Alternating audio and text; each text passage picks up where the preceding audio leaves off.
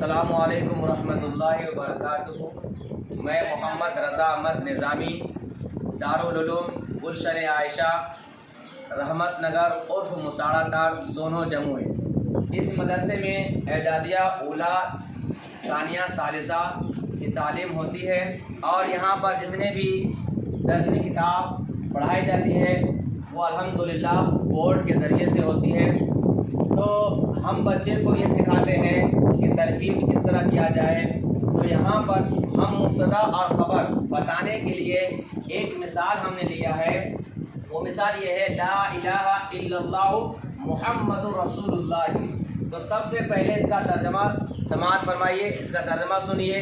اس کا ترجمہ یہ ہے کہ اللہ کے سوا کوئی بھی عبادت کے لائق نہیں۔ حضرت محمد صلی اللہ علیہ وسلم اللہ کے رسول ہے۔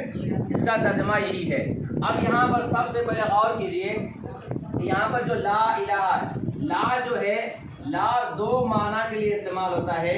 ایک ہوتا ہے نفی، ایک ہوتا ہے نفی، ایک ہوتا ہے جنس نفی، جنس نفی۔ نفی جو ہوتا ہے، جو لام جو نفی کے معنی میں رہتا ہے، اس کے بعد جو اسم آتا ہے اس کا اعراب ہوتا ہے مرفوع، اس کا اعراب ہوتا ہے مرفوع ہوتا ہے۔ جیسے لا صغیر، لا صغیر، یعنی جب لا نفی کے معنی ہوگا اس کے بعد جو اسم ہوتا ہے وہ مرفوع ہوتا ہے۔ وہ کیا ہوتا ہے؟ مرفوع ہوتا ہے۔ تو اس لیے یہاں پر جو دو پیش پڑھ رہے ہیں، یہ لا نفی، یہ لا نفی کا اسم ہے، اس لیے یہاں پر ہم تنوین پڑھ رہے ہیں، کیونکہ لا نفی کا جو اسم ہوتا ہے وہ مرفوع ہوتا ہے۔ اور دوسری بات، لا جب جنسی نفی ہوگا، جب جنسی نفی ہوگا تو اس کے بعد اس کا جو لام کے بعد جو اسم آئے گا اس کا جو اعراب ہوتا ہے وہ نصب ہوتا ہے، یعنی صرف زبر ہوتا ہے۔ صرف کیا ہوتا ہے؟ زبر ہوتا ہے، یعنی لا کے بعد جو اسم ہوگا وہ ہمیشہ زبر ہوگا۔ وہ کیا ہوگا؟ ہمیشہ زبر ہوگا۔ تو یہاں پر لا الہ، یہاں پر جو زبر ہے یہ لا نفی جنس کا اسم ہے، لا نفی جنس کا اسم ہے۔ اور ہم نے یہ بتایا ہے کہ لا نفی جنس کا جو اسم ہوتا ہے وہ زبر ہوتا ہے، یعنی نصب ہوتا ہے، اور لا نفی جنس کی جو خبر ہوتی ہے وہ مرفوع ہوتی ہے۔ وہ کیا ہوتی ہے؟ مرفوع ہوتی ہے۔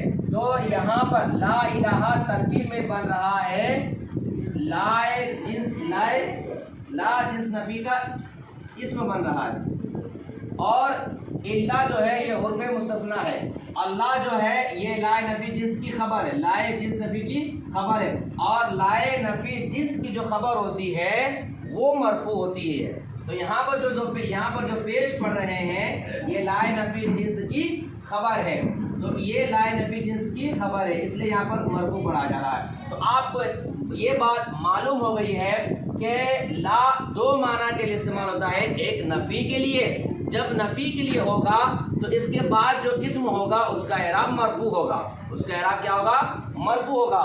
اور لا نفی جنس سے جب استعمال ہوگا، لا نفی جنس سے جب استعمال ہوگا اس کے بعد جو اسم آئے گا اس کا اعراب نصب ہوگا، یعنی زبر ہوگا، اور اس کی جو خبر ہوگی وہ مرفوع ہوگی۔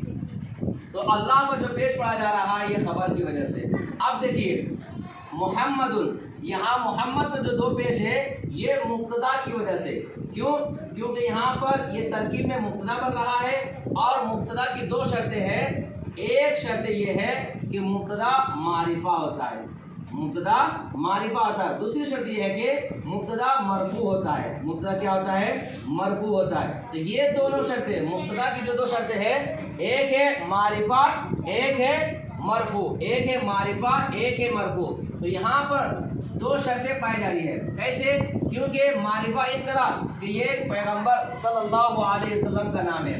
دوسری بات، یہاں مرفوع اس لیے ہے، یہاں پر مرفوع جو دو شرطیں یہاں پائی جا رہی ہے، دوسری شرط مرفوع کیونکہ یہاں پر دو پیش ہے۔ تو اب پتہ چلا ہے کہ محمدن پر جو دو پیش ہم جو پڑھ رہے ہیں یہ مبتدا کی وجہ سے۔ کیوں؟ کیونکہ مبتدا کی دو شرطیں ہیں، ایک ہے معرفہ، دوسرا ہے مرفوع۔ تو یہ دونوں شرطیں یہاں پر پائی جا رہی ہیں۔ اسی طرح رسول یہ ہے مضاف، یہ کیا ہے؟ یہ ہے مضاف، اور اللہ جو ہے یہ ہے مضاف الیہ، یہ کیا ہے؟ مضاف الیہ۔ اب یہ مضاف اور مضاف الیہ سے مل کر یہ خبر بنے گی. اور خبر کی دو شرطیں ہیں کہ خبر نکیرہ ہوگا اور مرفوع ہوگا. نکیرہ ہوگا کیا ہوگا؟ مرفوع ہوگا. تو اب یہاں پر دیکھیے نکیرہ اور مرفوع ہوگا. خبر کے دو شرطیں کہ ایک نکیرہ ہونا ایک مرفوع ہونا. اب یہاں پر یہ بات یاد رکھیے کہ نکیرہ کی ایک شرط مرفوع یہاں پایا جا رہا ہے، لیکن خبر کی ایک شرط ہے مرفوع جو یہاں پایا جا رہا ہے، لیکن خبر کی ایک اور شرط ہے نکیرہ جو یہاں پر نہیں پایا جا رہا ہے. کیوں؟ کیونکہ معرفہ کی 7 قسمیں ہیں. ان میں سے ایک قسم یہ ہے کہ جب اضافت ہو، جب کسی کلمے کی طرف ایک اضافت ہو تو اس وقت وہ معرفہ بن جاتا ہے. جیسے رسول یہ خود نکیرہ تھا، لیکن جب اللہ کی طرف جب نسبت ہو گیا تو یہ معرفہ بن گیا. تو گویا کہ مضاف اور مضاف الیہ یہ فائدہ دیتا ہے کہ یہ معرفہ بن جاتا ہے. کیا بن جاتا ہے؟ معرفہ. اب یہاں پر دیکھیے کہ یہاں پر خبر کی جو ایک شرطیں بتائی جا رہی ہے وہ نکیرہ، جبکہ یہاں پر نکیرہ نہیں ہے بلکہ یہ معرفہ ہے.